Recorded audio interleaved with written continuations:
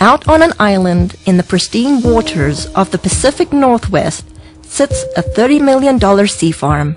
Not just an ordinary sea farm, challenging the environment, one that actually gives back. One of the things that's always been extremely important to my dad has been the environment. What's incredible about this process is that we bring in a very small amount of seawater into the facility to recreate the spring bloom on land. And in order to get the amount of microalgae that we're growing on land, we would have to bring in a massive amount and deplete the ocean of a very, very viable food source, whereas the water that's leaving our facility actually contains more phytoplankton that is going directly back out into the ocean than what was originally brought in. And he is providing even a larger source of that back to Mother Nature, and that's beautiful. In the age of World Wide Web, cloning, and moonwalkers, now we can naturally grow and harvest phytoplankton. I built on this site a large shellfish hatchery, one of the largest in the world. And in order to proceed with producing the amount of seed that we require, I got into the business of growing algae. I did come up with a method that I could grow any quantity, any amount at any time of these algae outdoors as well as indoors. His process that he's developed is unique. The big difficulty is how do you harvest something? These single-celled photosynthetic organisms are like tiny little one-celled plants floating around in the water. I mean, how do you get them out of the water and into your product? And he's developed a process where it's a very quick and easy way of extracting all the nutrients from these cells. Phyto, meaning light, plankton, meaning floating or suspended, is the base of life source as we know it. According to NASA, it is responsible for up to 90% of oxygen in our atmosphere. With thousands of single-cell microscopic plants in the ocean, it has eluded man until now. You know, I'm just grateful that I was chosen to find this product because it's been very elusive. It's eluded man until now, and here we have it, and I'm going to help as many people as we can, I hope. Throughout history, necessity continues to be the mother of all invention. He was creating the phytoplankton to feed his shellfish, and as the business grew, his health started to deteriorate, and I used to think that he was just maybe overworked or, tired, and he ended up getting diagnosed with some pretty serious illness about a year ago. They had diagnosed me with quite a serious cancer. In fact, a very serious cancer. It's called mesothelioma, and there's only about 2,000 cases a year in North America. Nobody survives. With just 9 weeks to a few months to live, Mr. Harper did the unimaginable. I was not expecting what I heard. They basically gave him 9 weeks to 9 months to live. Well, it was a pretty big blow, so trying to get my affairs in order, which had to be done. We then, just basically settled down for me to start slowly, dying. I had to go down and pick out his grave plot, and that was a really, just a very horrible, raw, vulnerable time. While all this was happening, getting ready for his surgery, we'd all been giving him a bit of a hard time because he had been eating phytoplankton out of the tanks at work. And I was actually getting pretty upset with him about doing that because it's for whales, it's for oysters, it's for fish, it's for krill. So I said, are you crazy? He's literally sticking his finger in the tanks and eating this stuff raw. I started on a daily routine of just taking a bit of paste, putting it in my mouth, and wash it down with a drink of water and go about my daily business, what I could do. And within about 10 to 15 days, here I am, starting less pain in my back. I knew that something was going on, so I just kept eating half a teaspoon of this paste a day. I was booked to go for surgery in Victoria where they're going to do what they call a talc treatment, and they take a medical grade talking powder, they introduce it into between your lungs and your pleural lining and keep you in the hospital for a few days, and that there causes your lungs to fuse together, and it stops you from drowning in your own fluids that are built up. The head surgeon came out and had a very odd look on his face. I said to my mom, oh my God, something's happened. My dad's died, and I was just shaking and panicking, and the surgeon came up to me and he said, you know, I don't know what's going on here, but there's a strange foreign white substance covering your dad's tumors in his lungs, and we've never seen anything like it before. Well, lo and behold, they went in there to have a look, saw something they never seen before, took 11 sites, sent them away for biopsy, and I got the news back. There was everything was benign. They just did not know what to make of it. Everything was absolutely clean. Well, the surgeons are saying that they don't know what I had.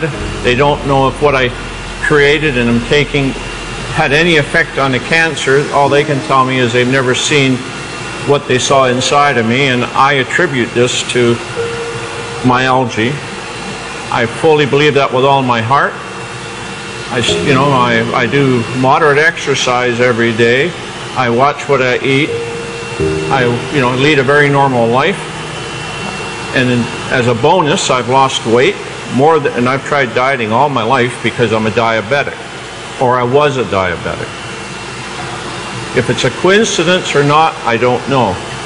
But anyway, my blood sugar started dropping, my weight started falling off, and I ended up probably within about a 6-month period, here I am no longer requiring insulin, and I was taking 88 units a day of insulin, and I now can eat just about what I want in moderation, and I have no elevated sugar levels, and I feel fabulous. The potential benefits far outweigh the painstaking process to create even a teaspoon of a concentrated finished product. With 8 million-liter tanks using nature's elements, Mother Nature's kitchen has the capacity to nourish the world. It boasts a nutritional analysis second to none, including pigments, diatoms, and xanthophylls. You know, in spring in the northern hemisphere, when the light conditions are right and the nutrient conditions are right, there's a spring bloom, and you get hundreds of diatom species blooming. They're producing pigments, there's a complement of amino acids, fatty acids, and vitamins. And the thing that's working in the product is probably the pigment, called the xanthophylls. And in phytoplankton, there are 2 xanthophylls I can think of offhand that potentially have some great benefits: fucoxanthin and diadinoxanthin. With this scientific breakthrough, it's no wonder experts from all over the world are clamoring to get their hands on phytoplankton. We've had calls from Asia, we've had calls from the UK, we've had calls from many from the States, all over Canada. People that have heard about this, whether it be through word of mouth, through any articles that have been written in the newspaper. But this is a product that is in such huge demand, and it's very interesting when we're getting phone calls from people within the medical system or within the holistic healing, people that are really taking a stand around their health, that are looking for something. The world really is coming to our door requesting, the product. They're hearing from their friends, they're hearing from this, that it is helping them in almost every aspect of their life.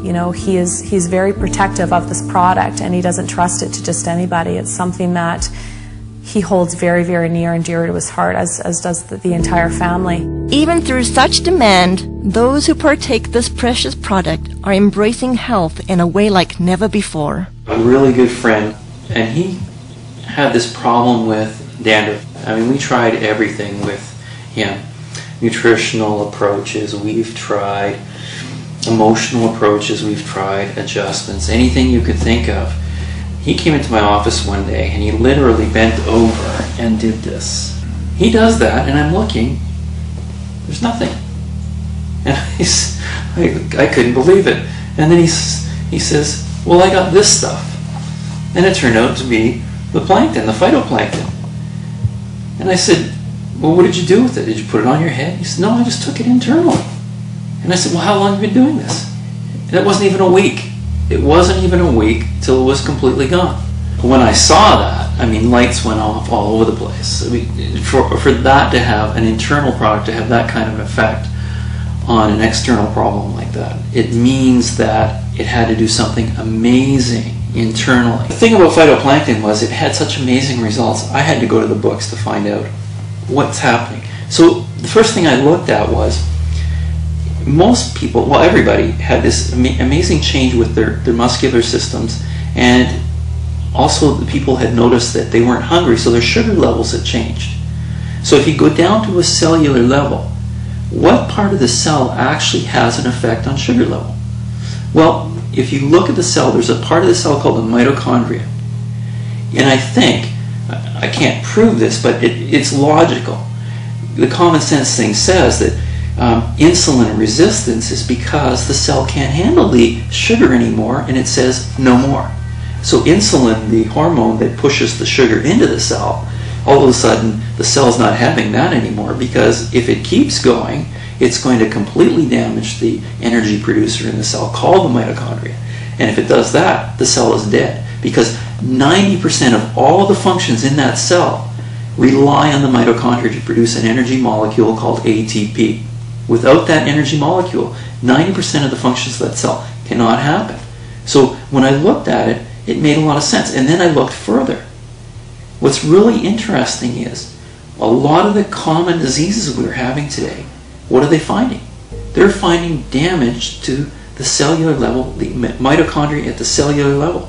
Whether it's heart disease, whether it's fibromyalgia, chronic fatigue, any muscular related diseases, any neurological diseases, Alzheimer's, those kinds of things, they're finding the exact same thing. Phytoplankton is such a complete nutrient. And when I look at a complete nutrient, what I'm looking for is I'm looking for as close to nature as possible. And in all of the indigenous peoples of the world, the reason they're so healthy, and all of the studies that show that they have the better complexions and the better teeth and don't have dental care but their teeth are okay and they're healthy and they live a long life, is because they eat very close to nature. And so the closer to nature you can get, the better you will survive, because the better nutrients can be transferred to your cells. Mr. Harper continues to be acknowledged for inventing this one-of-a-kind process while staying true to his vision and purpose. As a family, we're working really hard not to allow a lot of false hype and a lot of media hype to interfere with the integrity of this product. The intent is to share this with people from a place of authenticity and truth. As for the Harper family, discovering how fragile life truly is, every day is a gift. They are just thankful to have another day. Thankfully was insightful enough to see that this needed to stick around, and he needed to stick his finger in that tank of algae and start eating it. And I to this day am floored that he trusted himself enough, especially when his body was that worn down and he was that sick. He still had enough intuition and enough of a gut feeling and connection with his heart to truly go with his instinct. And his instinct was to stick his finger in that tub of phytoplankton and eat it. Another day, every day is a gift. Every morning a flower. Another day, when the sun goes down, I'll count down the hours. Another day, resting still through the night. Everything's gonna be alright. Another day, so please turn out the light.